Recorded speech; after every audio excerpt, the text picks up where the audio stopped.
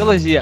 O que é Eu teologia? penso do conceito de teologia. De fato, a teologia é estudo sobre A Deus. teologia é uma espécie de filosofia. Teologia, na minha opinião, na verdade, é o homem em busca da Eu vejo que verdade. é o estudo mesmo, né, do homem pelo seu Criador, Na pelo seu interpretação Deus. do texto bíblico que nos descreve como E Deus a se teologia revela com é o a seu povo. tentativa humana de explicar Deus. Teólogos Anônimos. 4 caras desconhecidos discutindo teologia. O objetivo aqui é a gente discordar.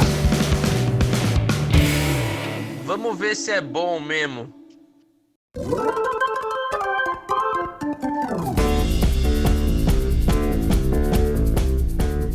É isso aí, galera. Tá começando o terceiro episódio deste podcast chamado Teólogos Anônimos, que é a reunião de 4 amigos que são desconhecidos para a maioria das pessoas e que discutem teologia ou acham que sabem alguma coisa de teologia para falar alguma coisa. E aí, hoje a gente vai falar sobre o que é evangelho. Hoje a gente tem ouvido muitas pessoas falarem de evangélicos, de igrejas evangélicas, e todas elas falam sobre o evangelho. Mas o que é de fato o evangelho segundo a Bíblia, ou com a ajuda da teologia, o que a gente pode dizer que é o evangelho? Bora lá começar!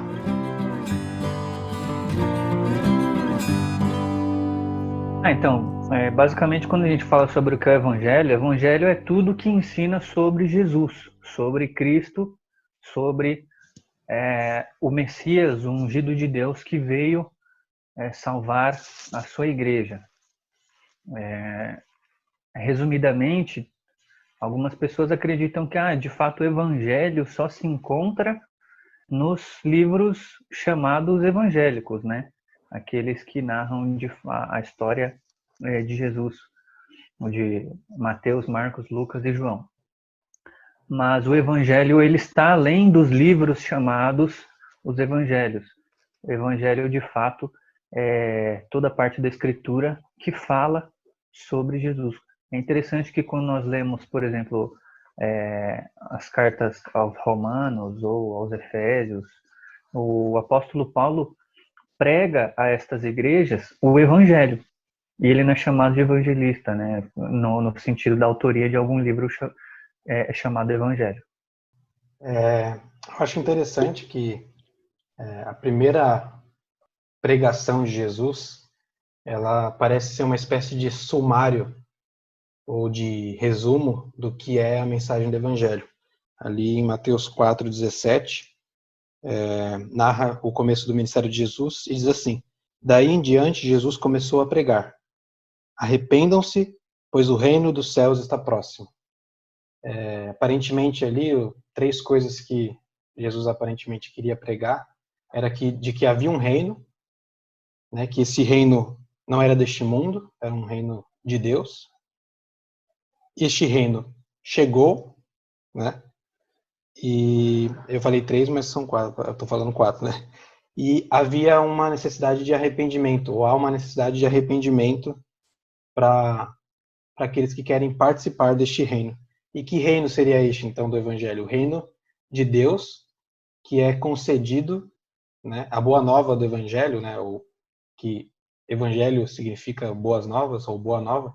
A boa nova é que este reino está aberto para todas as pessoas sem distinção de cor, ou de sexo, ou de raça, ou de etnia, né? Não, talvez não sem exceção, mas sem distinção com certeza. Um reino que está aberto para todos aqueles que recebem a salvação concedida por Jesus Cristo pelo seu ministério, pela sua morte na cruz e pela sua ressurreição. Então, o Evangelho é a boa nova de esperança, como a gente falou no episódio anterior, né? Esperança de uma nova vida, que é uma vida liberta do pecado por meio do sacrifício de Cristo. Eu acho que evangelho, na verdade, né, a palavra evangelho significa uma boa notícia, uma boa nova, né? Esse é o sentido de evangelho. Então, quando a gente fala hoje no nosso cenário, acho que de tanto igreja brasileira quanto igreja americana, ou quando a gente fala em evangelho no contexto de igreja, acho que a gente tem que definir algumas coisas que de qual evangelho a gente está falando, na verdade, né? Então, evangelho significa uma boa notícia, uma boa nova. Então, uma referência que a gente tem de definição do evangelho, utilizando essa palavra explicitamente, evangelho de Paulo em Romanos 1,16, que vai falar: o evangelho é o poder de Deus para a salvação daquele que crê, primeiro do judeu e depois do gentil. Então é legal porque Paulo está escrevendo essa carta aos romanos, aos cristãos de Roma, e naquela época, na verdade, de acordo com a história, existia um evangelho de César, né? Então, quando Roma invadia uma nova cidade, ou quando Roma invadia algum território, eles chegavam e falavam para aqueles cidadãos: olha, chegou Roma, chegou a luz do mundo. Então agora vocês são cidadãos romanos e vocês vão ouvir a luz do mundo, que é o evangelho de César. E Paulo está contrapondo isso, então ele está deixando claro a diferença de evangelho e do evangelho, né? Então naquela época tinha esse evangelho de César, que é Roma, que era a luz do mundo, e ele fala: não, eu vim anunciar o evangelho, e esse evangelho é aquele a qual eu não me envergonho. Então é legal a gente hoje, no contexto de igreja, definir de qual evangelho a gente está falando. Então hoje, tanto no Brasil quanto nos Estados Unidos, a gente vê igrejas denominadas evangélicas que pregam coisas totalmente diferentes. Então será que a gente pode classificar todas elas como pregando o evangelho? Ou onde está esse evangelho da qual a gente não se envergonha, né? E Paulo deixa claro, ele fala: o evangelho é o poder de Deus para a salvação daquele que crê. Então até a gente definindo esse evangelho, não é uma filosofia mais, né? Então quando eu falo que eu creio e não me envergonho do evangelho, não estou falando: olha, dentre todas as filosofias que existem de igreja, dentre todas as filosofias que podem ser consideradas evangelho, é essa que eu escolho. Não, Paulo está falando que o evangelho é algo vivo, e esse evangelho é o poder de Deus. Esse evangelho é a pessoa de Jesus Cristo, que nos traz salvação. E igual o Lucas falou, ele vai falar primeiro dos judeus, que foram as pessoas que foi prometido o Messias, e depois os gentios. Então, a todo mundo. Então, é um evangelho que não exclui ninguém. Pelo contrário, é um evangelho que inclui todo aquele que crê e inclui e convida todo aquele à salvação. Então, é um evangelho que não coloca barreiras, que não escolhe a quem vai chegar, a quem vai salvar. Então, acho que o evangelho que Paulo lá fala é isso. Olha, isso diferencia do evangelho. É o poder de Deus, é algo vivo, não é uma filosofia mais, não é de um reino que vocês conhecem, mas é uma boa notícia que vem de Deus. Essa boa notícia que vem de Deus tem o poder de salvação, de tirar vocês da condição que vocês estão. É diferente das filosofias das boas notícias que vocês escutam e não exclui ninguém. Pelo contrário, convida todos à redenção. Tem um texto também bem interessante que está lá no livro de Coríntios, no capítulo 1, que fala assim: os judeus pedem sinais milagrosos e os gregos procuram sabedoria. Nós, porém, pregamos Cristo crucificado, o qual de fato é escândalo para os judeus e loucura para os gentios. Acho que isso está muito ligado também com o que o Gustavo falou, né? E é interessante também porque pelo tempo que nós estamos vivendo, a gente consegue fazer até uma comparação, né? Enquanto pessoas estão aí, muitas vezes, colocando o evangelho como busca de sinais miraculosos, e apenas milagres, né? Essas coisas assim, que as pessoas andam buscando tanto ultimamente. Aqui Paulo deixa muito claro que a mensagem é Cristo crucificado, né? Ao qual a gente sabe que morreu e ressuscitou. Então, as boas novas, acho que é isso mesmo, assim, a gente saber quem é Jesus, o que ele fez e que ele vai voltar. Então é tempo mais de arrependimento e da gente buscar ele. É interessante isso que o Gregory falou, porque a gente até está falando bastante coisa aqui, mas se der para resumir, se a gente quiser resumir o Evangelho, dá para usar vários textos, mas o outro texto que eu pensei é o de 1 Coríntios 15. Paulo começa dizendo assim, que quer lembrar aos irmãos da igreja de Corinto sobre o Evangelho, né, que ele pregou. Ele diz que é por meio desse Evangelho que eles são salvos. Quando chega no versículo 3, ele meio que faz um resumo. E é aquilo que o Gregory falou, né? Ele diz assim, no versículo 3 do capítulo 15 de 1 Coríntios: pois o que primeiramente lhes transmiti foi o que recebi, que Cristo morreu pelos nossos pecados segundo as Escrituras, foi sepultado e ressuscitou no terceiro dia, segundo as Escrituras, e apareceu a Pedro e depois aos 12. Então, a mensagem completa do Evangelho se resume na cruz de Cristo e na ressurreição, né? Porque é o que nos traz a esperança de uma vida eterna. né, o fato de Jesus Cristo ter vencido a morte naquela cruz.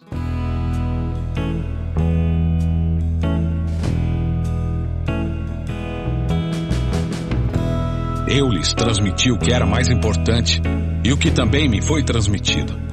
Cristo morreu por nossos pecados, como dizem as Escrituras. Ele foi sepultado e ressuscitou no terceiro dia, como dizem as Escrituras.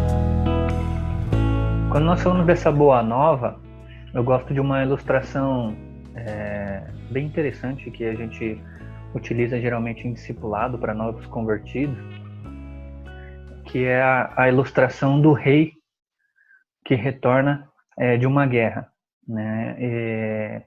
Para quem não sabe que mensagem é esta que Cristo veio trazer, nós ilustramos com essa historinha. Então, o rei voltou depois de uma grande guerra e eles foram vitoriosos. E ao chegar no pátio do seu castelo, um de seus homens de confiança lhe trai logo na recepção, finge lhe dar um abraço e lhe dá uma facada. E segundo a lei, este traidor poderia não. A lei dizia para que ele fosse levado à morte, porque ele tentou contra o rei. Mas o rei diz assim: você merecia a morte, mas eu lhe darei o perdão. Você entrará comigo e ceará comigo no meu castelo. E eu esquecerei tudo que aconteceu aqui. Nós ilustramos isso para ensinar a diferença de graça e de misericórdia para os novos convertidos. E porque muito se confunde a partir desses dois termos. Este homem merecia ser punido e ele não recebeu o que ele merecia. Isso é misericórdia. E ele foi agraciado em poder continuar vivendo no castelo e usufruir de todo o bem-estar e de toda a proteção e de tudo que o rei poderia lhe dar. E isso é graça, ou seja, um presente que ele não merecia. Então, a misericórdia é você não receber aquilo que você merece, que é, para nós cristãos, a perdição eterna, o inferno, uma condenação eterna, melhor dizendo. E em troca, ser agraciado, ou seja, receber aquilo que você não merece, que é uma vida eterna com esse Deus perdoador, este Deus paciente, compassivo e bondoso. Eu gosto muito dessa ilustração e nós poderíamos resumir o Evangelho nesta ilustração. Nós temos uma ilustração dentro dos Evangelhos que é muito parecida com essa, que é a do filho pródigo, né?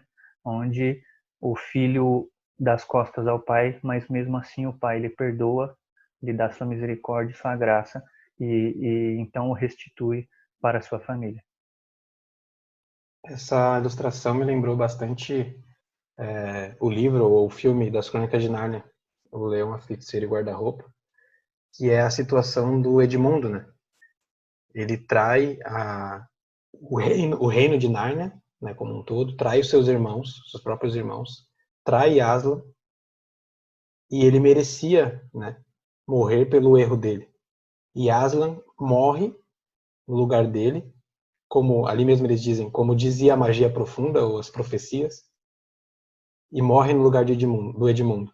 Aquilo ali claramente C.S. Lewis quer fazer uma referência ou fazer um resumo do Evangelho, né? Que é a graça e a misericórdia caindo sobre o Edmundo ao mesmo tempo. Ele não recebeu a recompensa ou a punição pelo seu erro, pela sua traição, e ainda foi aceito de volta, que é a graça, né? Foi aceito de volta entre seus irmãos, entre sua família.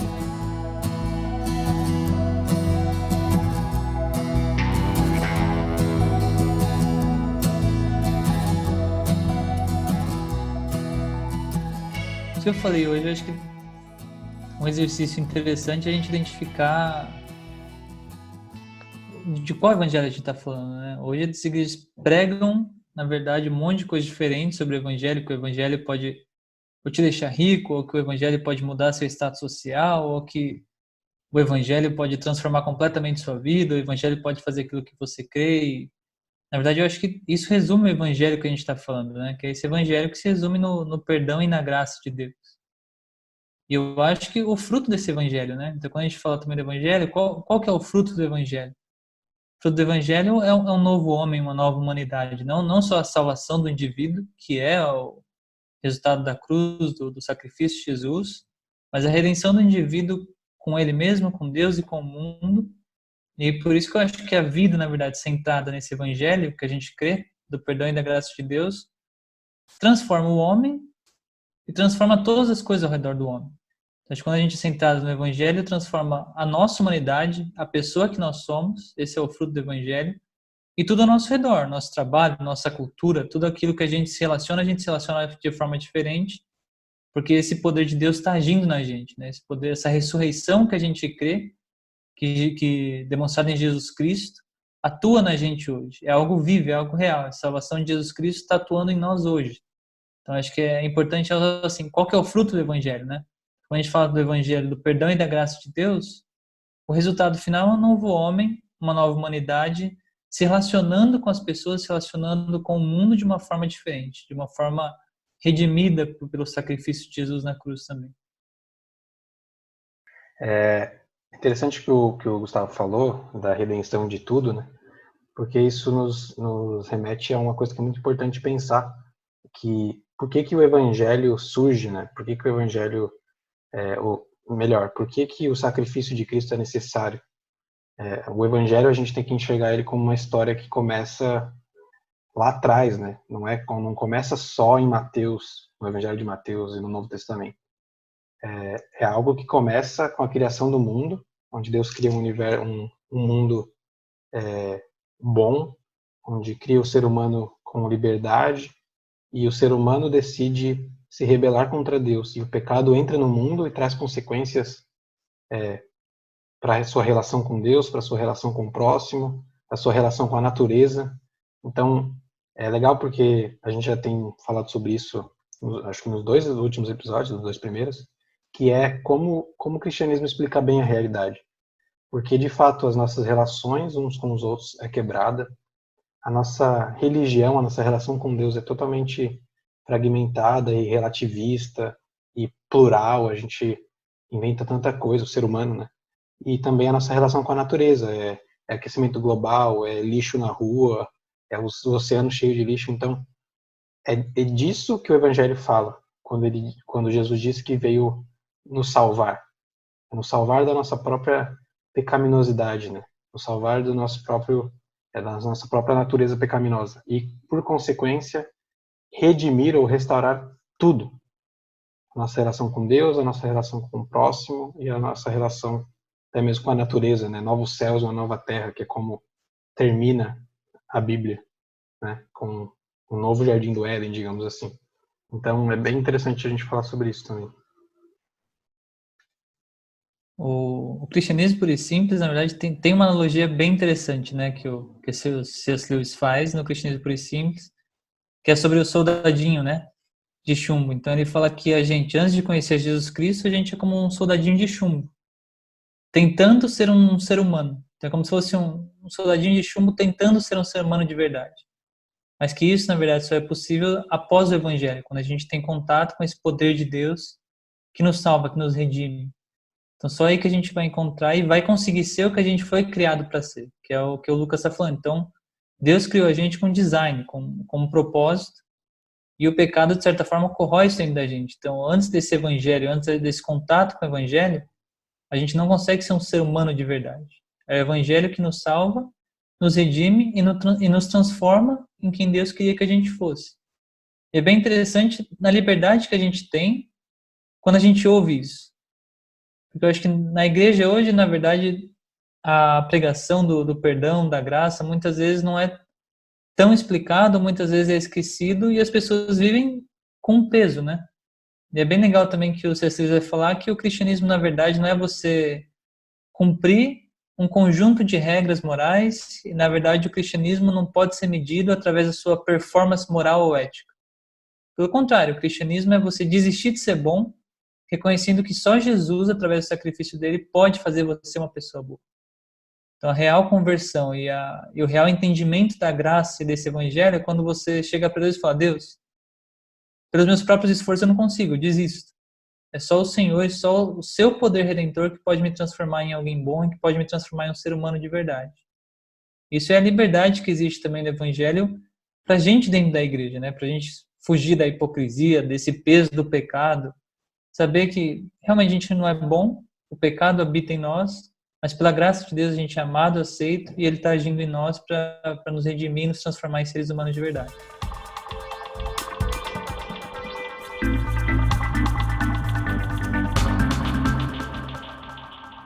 Uma coisa que eu acho legal falar, até sobre para quem, né, Jesus veio falar ou pregar, é aquele texto de Marcos, deve estar em outros também, mas eu lembro mais o de Marcos. Jesus diz que ele veio para aqueles que estão doentes, né? Ele veio para os doentes e não para os que estão saudáveis, ou os sãos. O que ele estava querendo dizer com isso? Que ele não veio para pregar aqueles que acham que não precisam de salvação, ou aqueles que acham que são bons o suficiente para ir para o céu, né? Porque Jesus veio para os que são pecadores. Esses são os doentes, para quem Jesus veio. É por isso que, como ali na parábola do filho pródigo, como o Gerson falou, o pai abraça aquele que não merecia nada, né? Não é que ele não amasse o filho que ficou em casa, mas o filho que ficou em casa pensava que era bom o suficiente, pensava que ia conquistar o amor do pai pelas suas boas maneiras, né?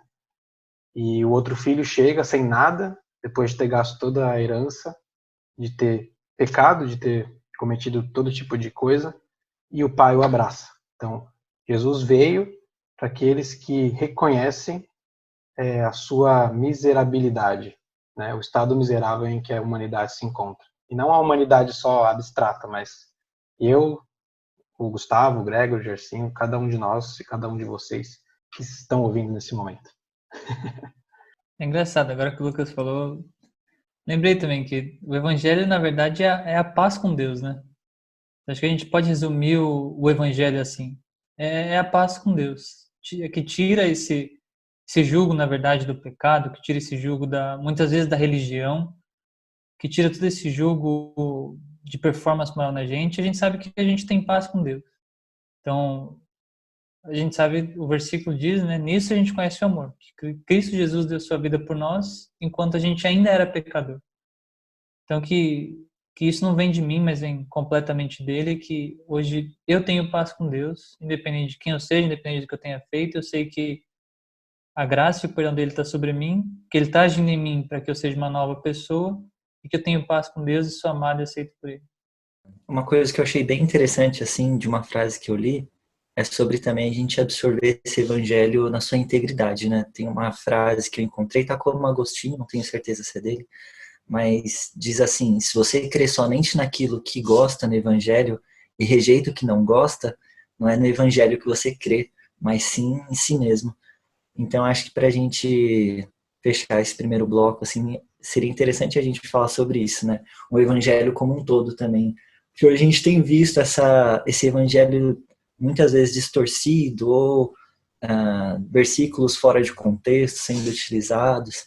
Então, a gente vê assim que o evangelho, ele tem que ter essa responsabilidade, né? Acho que assim, a pessoa que se diz crente em Jesus, que se diz cristão, conhecedor do evangelho, ele tem que ter isso em mente, a responsabilidade dele de conhecer o evangelho de uma forma verdadeira e não só para o que é do seu próprio benefício. Eu acho que essa frase aí é do Machado de Assis.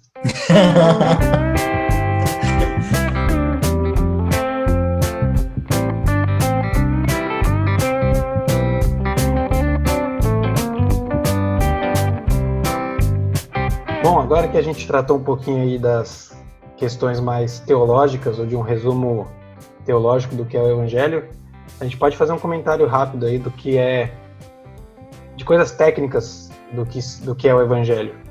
Por exemplo, o Evangelho é um tipo específico de literatura? É uma biografia ou não é? Ou por que nós temos evangelhos diferentes, que na verdade são bem parecidos? Né? Tem um amigo meu que falou, pô, Lucas, você nem me avisou que os 3 evangelhos eram iguais, eu podia ter pulado para João. E por que a gente não tem um evangelho escrito por Jesus, né? E pelos discípulos?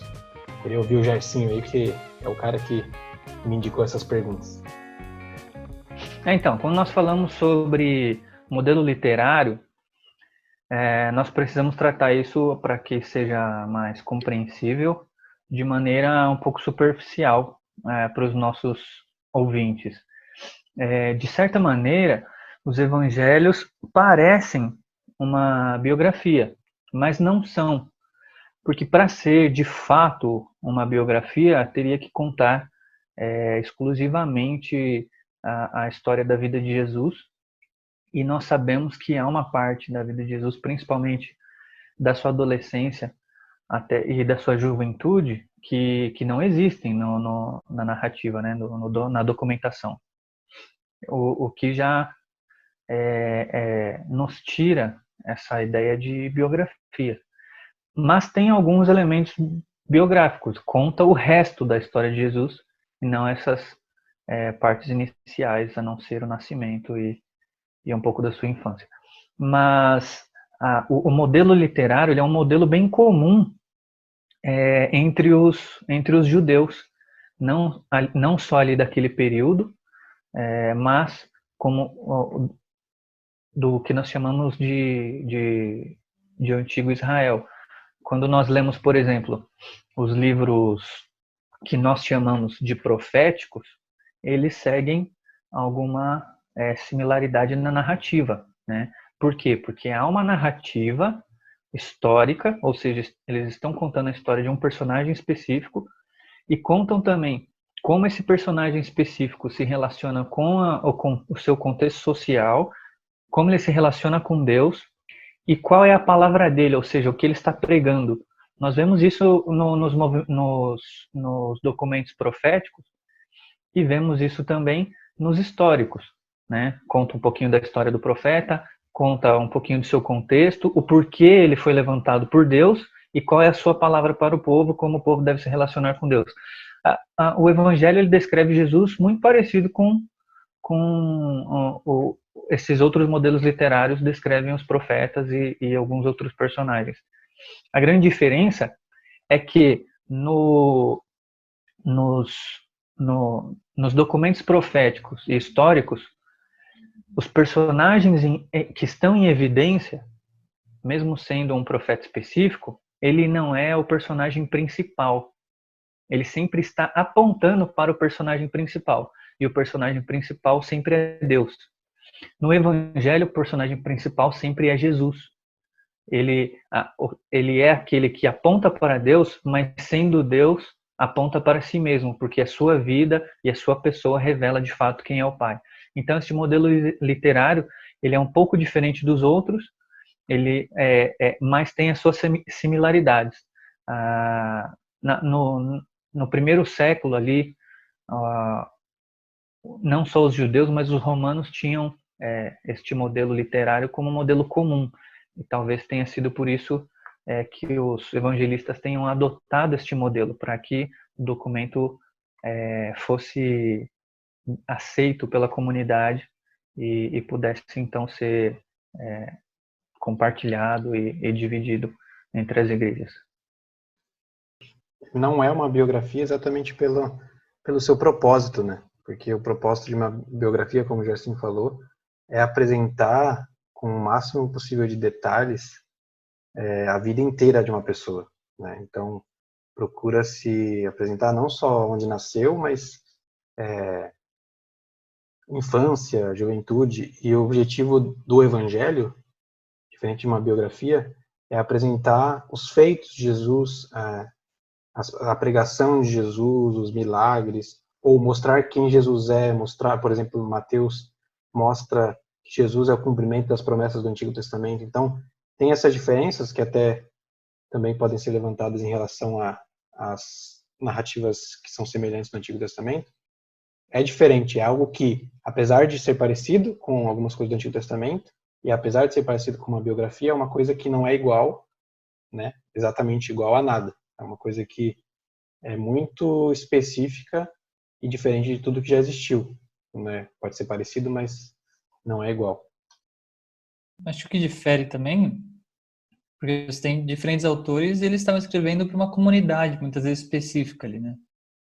Então, embora eles tenham como ênfase a obra de Jesus e o relato ocular daquilo que eles presenciaram na vida de Jesus, às vezes também estavam contando essa história e relatando essa história para pessoas diferentes e públicos diferentes.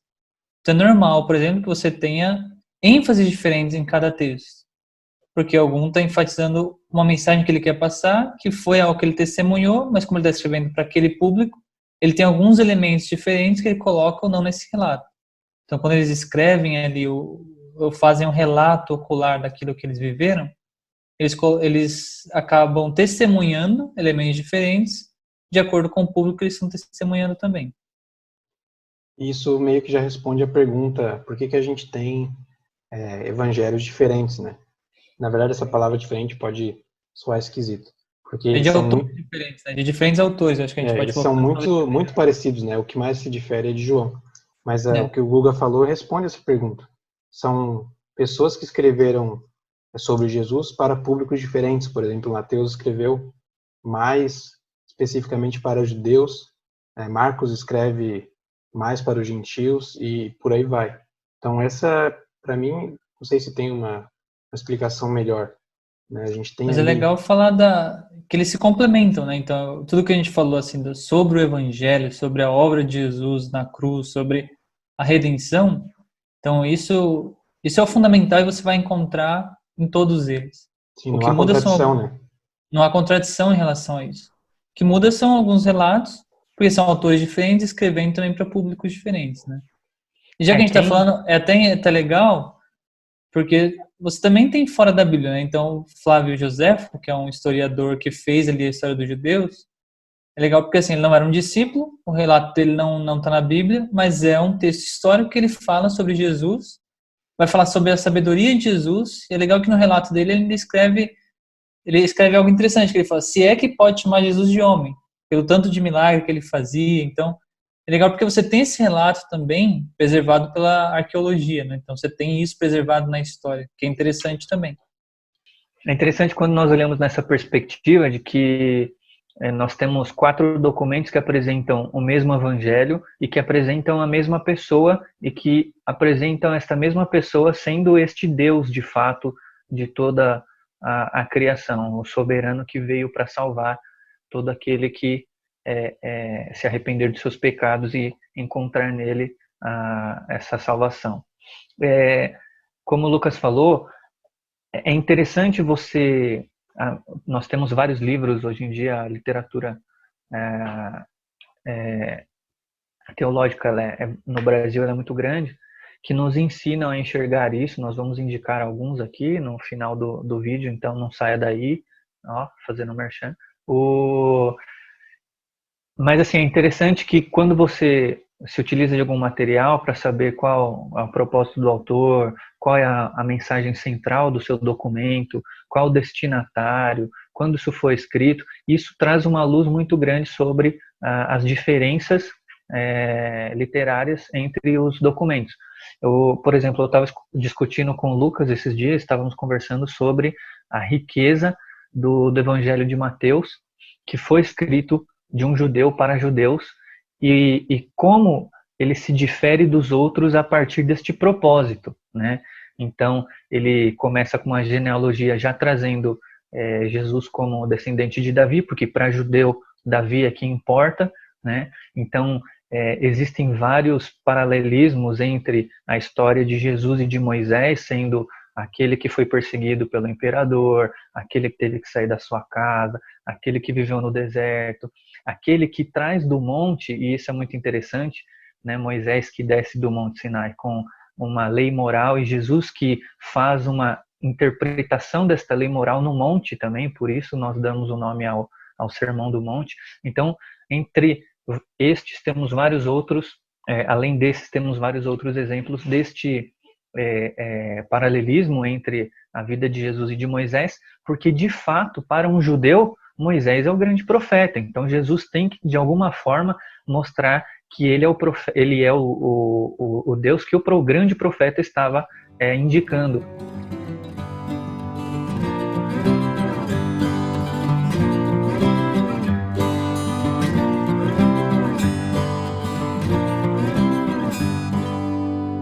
E quando nós olhamos para os outros evangelhos, o propósito destinatário é outro, então eles não se atêm a esses detalhes. Eles vão se apegar a outros detalhes.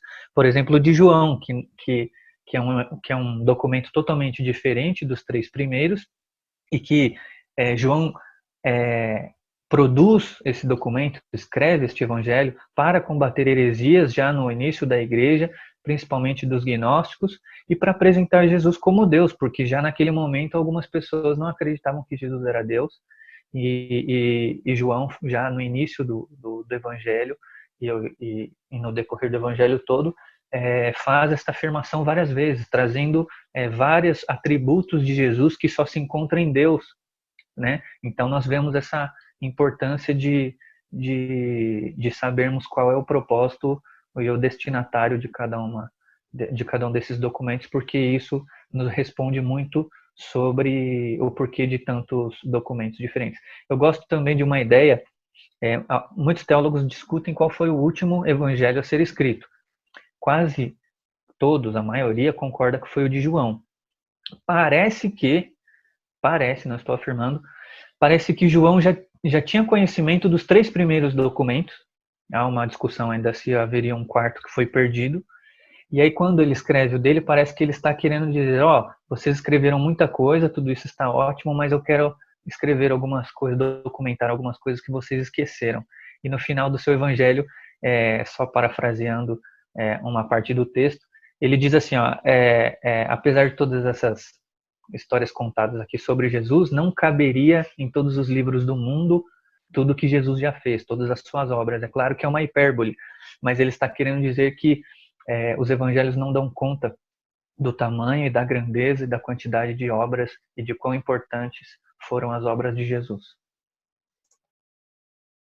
É interessante realçar que assim, eles não usam de uma argumentação, na verdade, através do texto, né? Na verdade, eles apresentam uma perspectiva histórica diferente, né? Então, igual o Gersinho estava falando, que no de Mateus ele vai apresentar a genealogia de Jesus, porque era o que perguntavam. Por exemplo, já João, a questão que tinham, e até porque pediram para ele falar, olha, fala o que você viu e o que você viveu com Jesus, porque a dúvida era sobre a divindade de Jesus. Jesus, na verdade, era mesmo o Filho de Deus. E João já começa diferente, né? Então ele fala, olha, o Verbo estava com Deus e era Deus, já mostrando desde o começo a divindade de Jesus. Então, eles não usam de uma argumentação dependendo do que eles querem falar. Não, eles mudam a perspectiva histórica e que eles estão olhando. Então, se você for ver a genealogia de Jesus através da história, está apresentado em Mateus e o que é verdade. Se você for olhar teologicamente para o contexto completo da Bíblia, a argumentação de João também está correta. Então, eles não fazem argumentação humana para alcançar um objetivo. Pelo contrário, eles mudam a perspectiva que eles estão mostrando o mesmo ponto. Isso é bem interessante também. Então, o Evangelho de João é interessante que, além de ser uma afirmação mais teológica, ele se direciona também para um mundo mais grego ali, né, mais helenizado, que também tem o contexto da filosofia, né?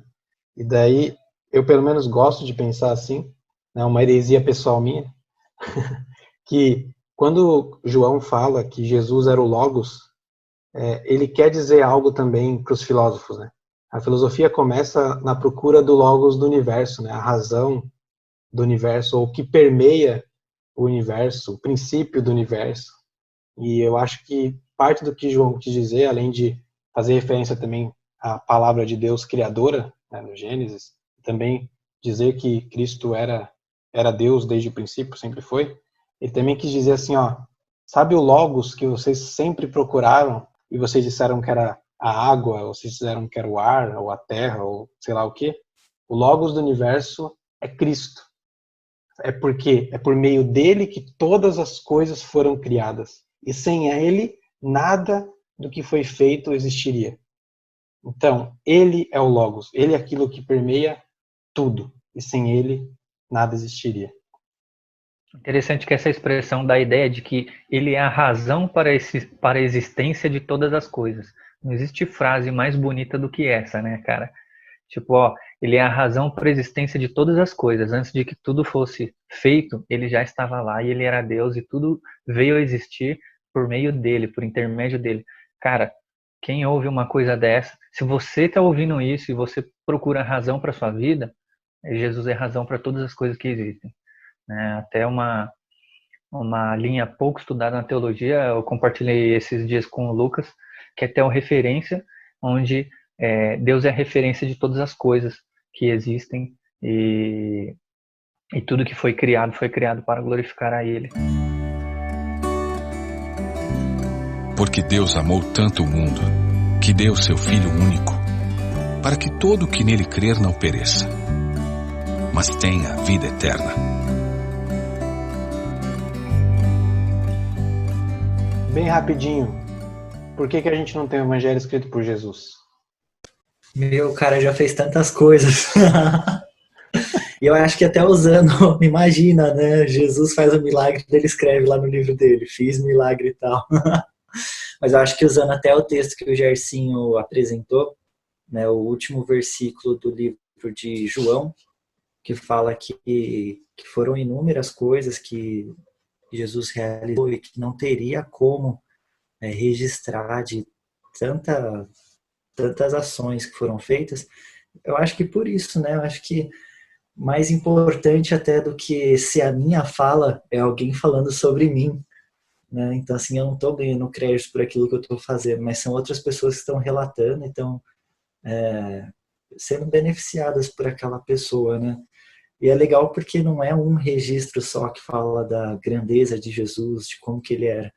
Aí nós temos 4 registros que a gente brinca que são parecidos, e então eu acredito que é por isso. Jesus estava mais preocupado na sua ação, na sua missão aqui.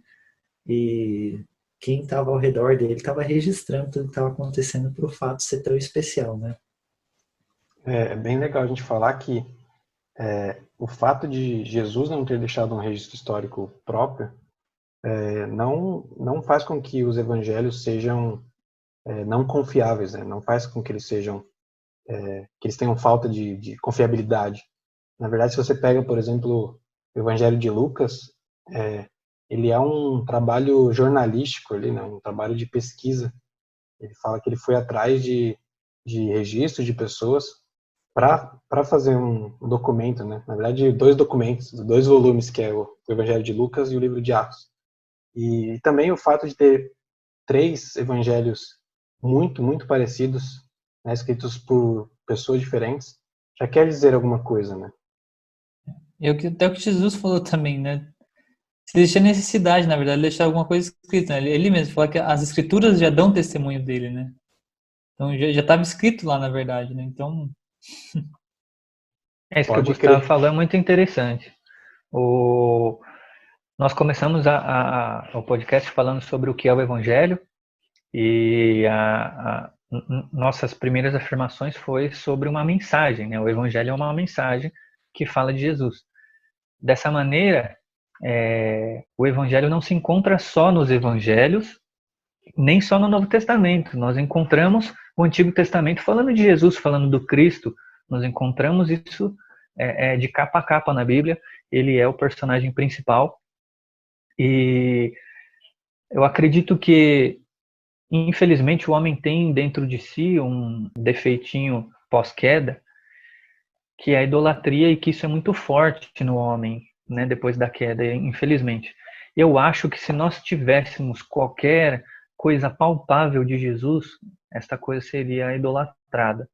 Eu tenho um amigo que diz que, graças a Deus, que nós não sabemos onde está a Arca da Aliança, a Arca de Noé, pedaços da cruz de Cristo e coisa do tipo, apesar de que a Igreja Católica já vendeu pedaços de madeira dizendo que era a cruz de Cristo, e Lutero foi bem enfático contra essa ideia.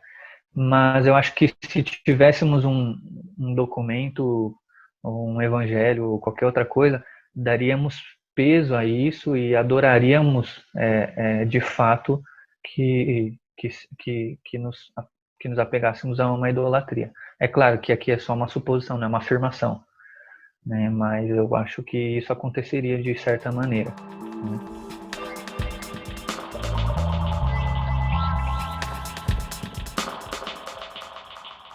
Vamos seguir. O que não é o Evangelho?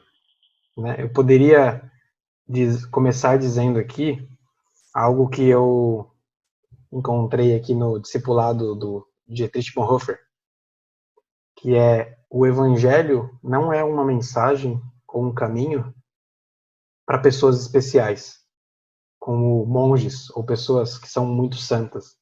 Porque o Bonhoeffer vai falar nesse livro, o discipulado, que o fato de na história da igreja ter existido o monasticismo, né, os monges, fez com que a gente entendesse que seguir o Evangelho era algo para pessoas especiais. E é completamente o contrário do que Jesus disse, né? O que Jesus quis passar.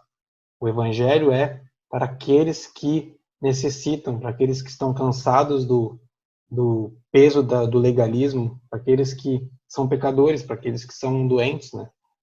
Então, o Evangelho não é algo, ou não é um caminho para pessoas especiais. É um caminho para pessoas comuns que reconhecem a sua necessidade de Deus. Eu diria que o Evangelho não é essa pregação de barganha com Deus, que muitas vezes existe, que o fruto desse Evangelho é uma transformação no seu status social, você ascender no status social. O Evangelho não é a dominação pelo medo, muitas vezes, do inferno, ou essa mensagem que gera medo e tenta dominar através do medo. O Evangelho, eu acho que é o alivio para a nossa alma, é o que vai trazer essa paz e essa paz com Deus. A gente ter certeza que a gente é amado, aceito por Deus, não pelo nosso amor, não por aquilo que nós somos, mas pelo amor dele que é perfeito, pelo sacrifício dele que foi perfeito, que nos ama, nos aceita, nos limpa de todo pecado e nos redime. O Evangelho é a mensagem que faz Jesus, sua obra, sua natureza, seus feitos conhecidos, para que venhamos, através do Evangelho, sermos salvos por este Deus. Mas é importante também, eu acho muito importante ponderar que aceitar este Evangelho como verdade, acreditar neste Evangelho como palavra de Deus, acreditar na Bíblia como palavra de Deus e aceitar este Evangelho que apresenta Jesus, não é a porta de saída do inferno. Essa é uma distinção que nós precisamos fazer. Nós amamos a Deus porque Ele nos salvou. Nós não amamos Ele simplesmente para fugir do inferno. Nós não estamos fugindo do inferno. Ninguém tem poder para fugir do inferno. Então, não é aceitar o Evangelho simplesmente para fugir do inferno. É aceitar o Evangelho porque de fato amamos a Deus e acreditamos em sua palavra. Eu gosto, não sei se já falei sobre isso aqui, mas eu gosto muito de um papo que Moisés tem com Deus, onde eles estão no deserto e Deus fala para Moisés: eu não estou aguentando mais o povo, eu lhes dou a terra e lhes dou até um anjo para que vá com vocês. E então Moisés diz: eu não quero nem a terra e não quero o anjo se o Senhor não estiver conosco.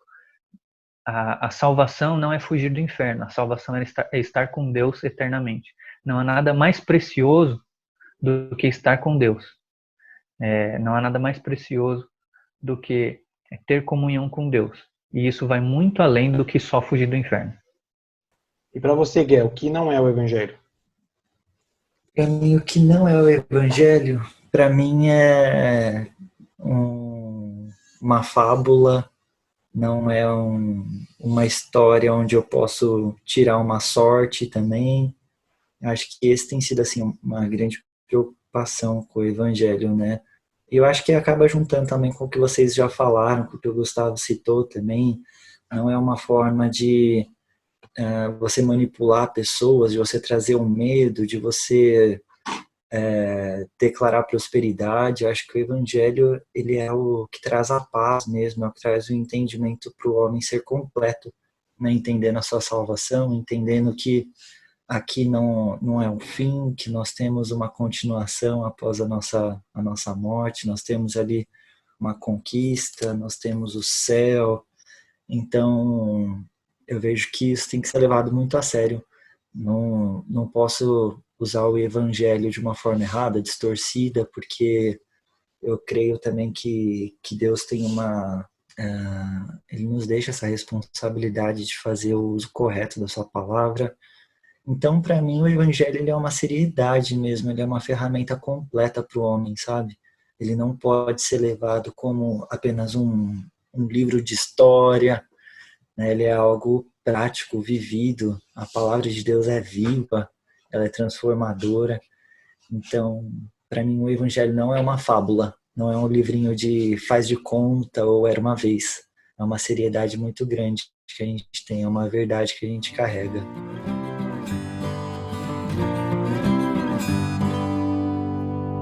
Muito bem, muito bem. E diante dessa verdade do evangelho, muitas vezes a gente se pergunta o que eu, né, eu, João, eu, Maria, tenho a ver com esse evangelho. O que eu devo fazer, então, diante disso? E queria abrir essa parte da nossa conversa, né? Como eu devo me posicionar, seria a pergunta. O que eu devo fazer diante do evangelho? Lembrando mais uma vez citando o livro do Van Hooser, O Pastor como Teólogo Público, e ele diz ali que o evangelho, ele tem dois modos, né? Ele usa a gramática ali para falar. O evangelho é tanto no modo indicativo quanto no modo imperativo. O que ele quer dizer com isso? O evangelho são afirmações ou são proclamações de verdades bíblicas, verdades universais, né? Jesus Cristo é Deus, Jesus Cristo veio ao mundo para nos salvar, Jesus Cristo é Deus que se fez carne e habitou entre nós. Então, é uma proclamação no modo indicativo, que faz afirmações, mas também é no modo imperativo. O que ele quer dizer com isso? Que há uma resposta que é requerida de quem ouve, né? E talvez a resposta de todos seja a mesma, né? O que eu tenho que fazer? A principal coisa que você tem que fazer é crer, né? O apóstolo Paulo fala em Romanos 10, se não me engano. Ele fala que se você confessar com a sua boca que Jesus é o Senhor e crer em seu coração que Deus o ressuscitou dentre os mortos, será salvo. Então, a resposta possível, ou a única resposta possível, pelo menos a inicial, é crer no Evangelho. Eu acho que para conhecer mais o Evangelho, a única opção é ler os Evangelhos, né, que é a única fonte que a gente tem. É por isso que a gente acredita que é a palavra de Deus, porque ela testifica Jesus Cristo, né? Então eu indicaria, talvez, já que são 4 evangelhos, começar pelo Evangelho de Marcos, que é o mais curto e mais objetivo. Não é para ler só Marcos, né? Mas é legal ali que você tem uma leitura mais rapidinha, que pode gerar ali o interesse por ler os outros evangelhos. Eu acho que buscar também, né, literatura de referência é bom também, né? Então você buscar boas referências, bons livros sobre o assunto também é interessante. Você lê os evangelhos, mas também tem um bom comentário, ter uma boa literatura para acompanhar e se aprofundar mais um pouco é interessante. Também legal do Stott, que é a Cruz de Cristo. Eu acho que é uma boa referência, ele cobre aí a questão do evangelho, cobrindo todos os evangelhos, utilizando o texto de todos os evangelhos. É um livro muito bom para quem quer se aprofundar também. Para você conhecer também mais, é interessante você ouvir também bons pregadores, ter boas referências. Enciclopédia bíblica também é bem legal. Acho que tem muito material assim interessante que faz você ter um conhecimento mais amplo, sabe? Buscar os conceitos do original, das palavras, nos textos, isso é muito legal. A Bíblia é muito completa, né? E quanto mais a gente se interessa em estudar ela, mais respostas nós teremos assim para as perguntas que podem surgir de outras pessoas questionando a nossa fé. Então é interessante a gente ter uma base boa sobre o que é o Evangelho, sobre os textos, entender o panorama do que estava acontecendo naquela situação. Então acho que é legal a gente buscar mesmo material e estar sempre também a par de boas pregações, né?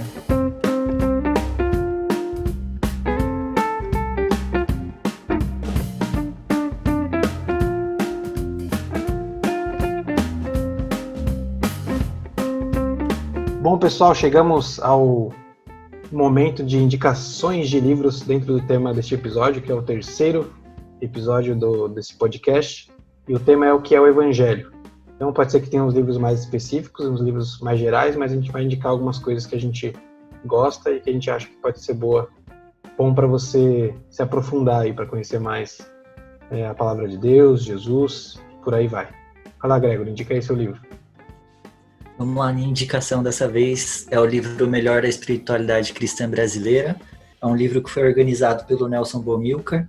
Esse livro ele traz aí 18 temas importantes, cada tema produzido por um autor conhecido, em destaque aqui no Brasil. E ele traz diversos assuntos, diversos temas bem legais, assim, desde a comunhão até a transformação social, sob a perspectiva cristã. Então é um livro que vale a pena a gente ler. Vai, Guga. Eu indico Cristianismo Puro e Simples, do C.S. Lewis. Ele escreve de uma forma bem simples, bem clara, o que é o cristianismo. Ele aborda esse tema do evangelho, o exemplo que eu dei da analogia do bonequinho de chumbo com o ser humano de verdade. Então ele fez isso de forma bem clara, bem sucinta, uma leitura muito suave e ao mesmo tempo bem profunda. Então, para quem quer se aprofundar um pouco mais sobre esse tema, indico Cristianismo Puro e Simples, do C.S. Lewis. Eu queria indicar C.S. Lewis também, uma coisa meio fora aqui talvez da teologia mais especificamente, que é uma das crônicas de Nárnia, que é aquela que eu citei aqui no podcast, né? Que é o Leão, a Feiticeira e Guarda-Roupa, que tem um filme também. O filme passa legal a mensagem, mas acho que a leitura do livro sempre é mais profunda. Então, para você ter ali talvez uma ilustração do que Jesus fez por nós, né? Do que o Evangelho conta que Jesus fez pela humanidade, você pode encontrar aí nessa crônica, que foi a primeira que o C.S. Lewis escreveu, das Crônicas de Nárnia. E aí, com certeza, você vai se interessar por ler as outras crônicas e o que vem antes e o que vem depois. Vai lá, Gercinho, traz aí sua trilogia teológica. Então, eu gostaria de indicar 3 livros para que você possa trilhar um caminho de estudo sobre o Novo Testamento. Primeiro, Guia Fácil para Entender a Bíblia, do Richards, que foi lançado pela Thomas Nelson, que é um guia muito prático, muito didático e bem introdutório. Não é só do Novo Testamento, é da Bíblia inteira, mas é um ótimo livro para começar. Depois desse, seria ótimo estudar a introdução do Novo Testamento do D.A. Carson, acho que é da editora Vida Nova. Esse aí, pretinho, Introdução ao Novo Testamento, que é um livro que praticamente todo seminarista lê, uma bibliografia obrigatória. E depois desse, Teologia do Novo Testamento, do Frank Tillman, que é um livro também que em Teologia do Novo Testamento quase todo mundo usa nos seminários, né? E eu acho que com esses 3 livros aí, você vai ter um estudo bem aprofundado do Novo Testamento e, consequentemente, do conhecimento literário, teológico, crítico dos evangelhos. Bom, pessoal, eu acho que termina aqui o nosso terceiro episódio. Espero que vocês estejam gostando desses episódios, né, desse podcast. A gente está gostando bastante de fazer. Então, compartilha aí com seus amigos, compartilha com a família, manda para a mamãe, para a vovó. Tem link do YouTube para a vovó assistir. E você pode seguir a gente no Instagram, no @teólogosanônimos. Pode encontrar os livros que a gente indica aqui no link que vai estar na descrição do vídeo do YouTube, do podcast. Se você não conseguir achar ali, é teólogosanônimos.weebly, que é weebly.com. teólogosanônimos.weebly.com, que ali tem todos os livros que a gente está indicando aqui. Então, a mensagem que fica aqui é: creia no Evangelho, que é o único caminho para a salvação, segundo o que nós cristãos acreditamos. Então, galera, até a próxima. Esse foi o terceiro episódio do podcast Teólogo Anônimos. O que é o Evangelho? Até a próxima. Falou, galera. Até mais. Tchau, tchau. Tchau.